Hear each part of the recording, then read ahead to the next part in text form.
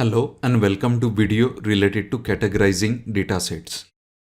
Power BI dashboards are not just made up of facts and figures. They can also contain geographical data or hyperlinks to websites or documents.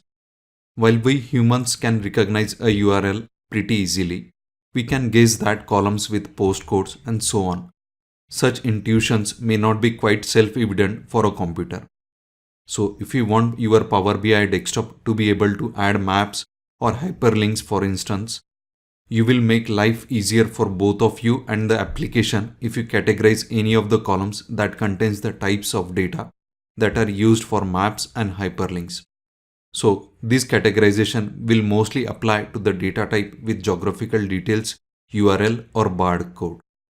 The data category options that are available in Power BI desktops are listed here on your screen, and most of them are self-explanatory.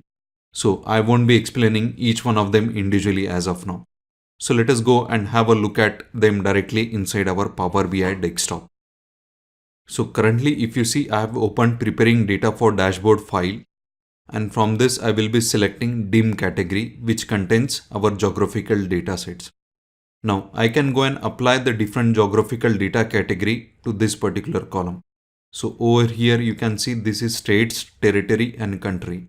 Now currently from this modeling tab and under this data category, you can see that it has been classified as uncategorized. So instead of that, you can go and apply country or region. So with the drop down, you can immediately apply that country and region as a data category. So once you apply that geographical data type, under this column tables, you can see that a column name has been prefixed with a globe icon.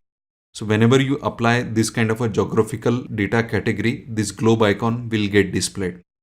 Similarly, you can categorize a column that contains a URL, and from this drop down you can select either web URL or image URL or other postal code and barcode as and when required. Not specifying a data category does not mean that Power BI desktop cannot create maps in dashboards or recognize URLs.